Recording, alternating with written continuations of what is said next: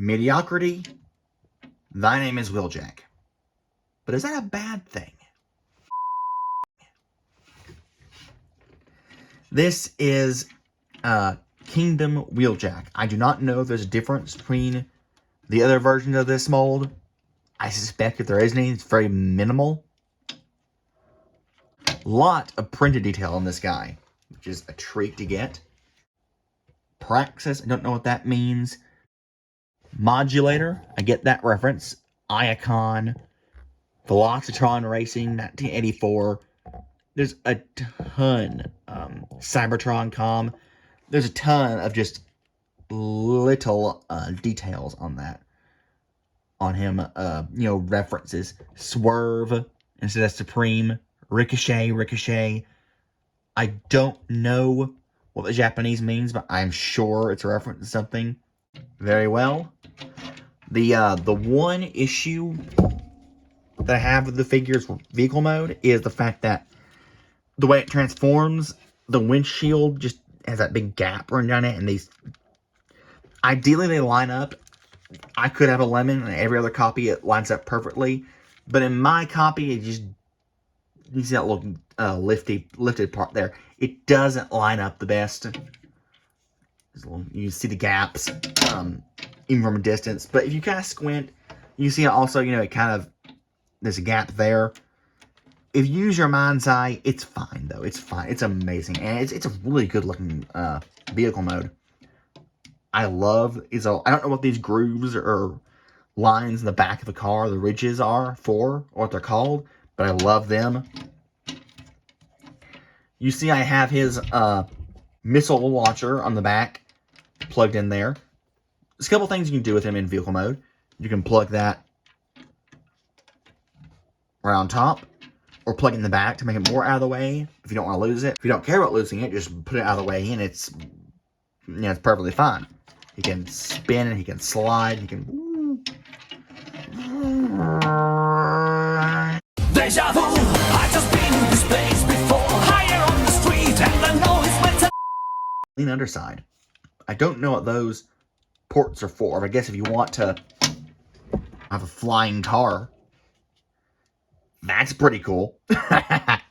And of course, you saw earlier he has ports in the back, so you can just have just a rocket car, and that's that looks sick just standing there. The missile launcher, it looks like it should be able to peg into things because it's almost the right size, but I wouldn't peg the missile into things. The back, though, has a port. And what you can do with that port is you can put blast effects on it, obviously. You can put other weapons, anything else that has a peg, but,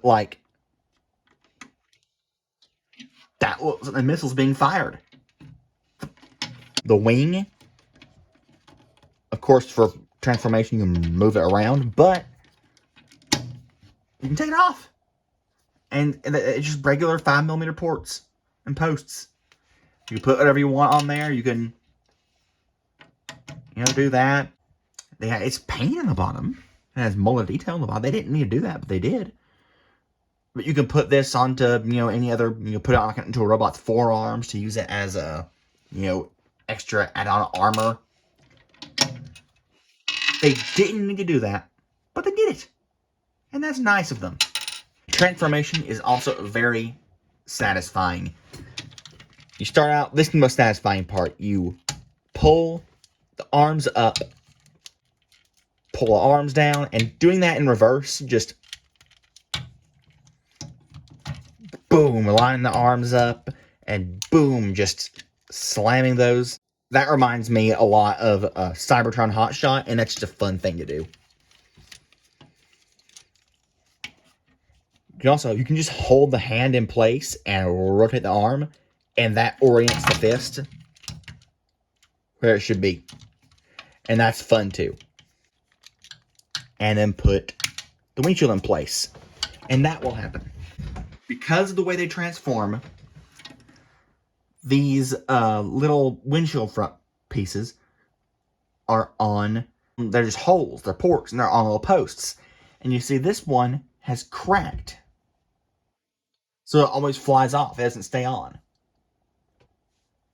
And it would do that before it cracked too, both of them. They easily come off. I had both of them pop off on me before. So it's not just the fact that mine have aluminum and mine's cracked. The tolerances aren't the best on that.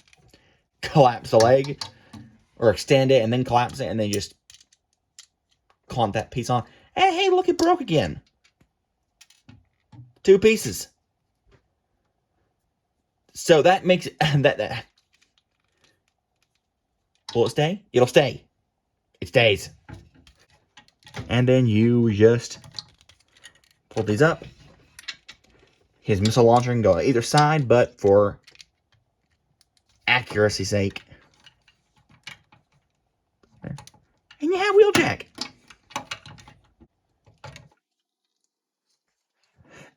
Iconic Wheeljack pose. And that's not bad.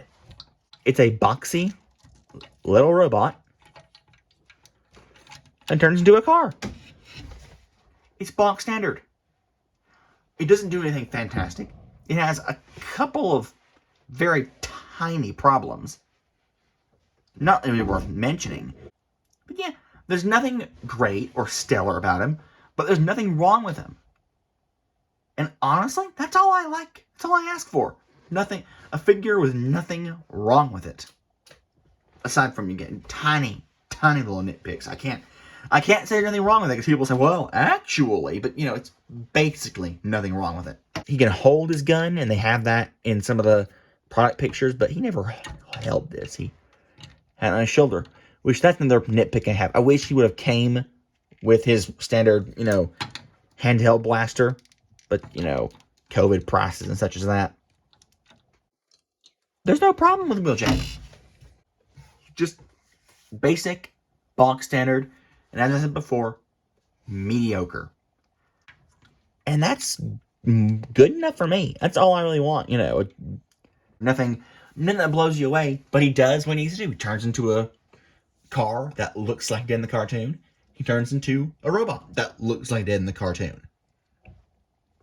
And that's all I want. And he does it well. Doesn't frustrate you in the process. I have no complaints. There's nothing stellar, but no complaints either. He is a solid figure to add to your collection. He's never going to be the centerpiece of anything, but he fills the Autobot ranks. And he's Wheeljack. You have to have him. He's Wheeljack. He's the first Autobot we ever saw. He's the zany, kooky, mad scientist guy. He's Wheeljack. You love Wheeljack. Everybody loves a Wheeljack. He's a good translation from screen to toy. He's not too expensive or too complex, too difficult. He's not frustrating. And he has standard, decent, great articulation. What else did you ask for? It's Wheeljack.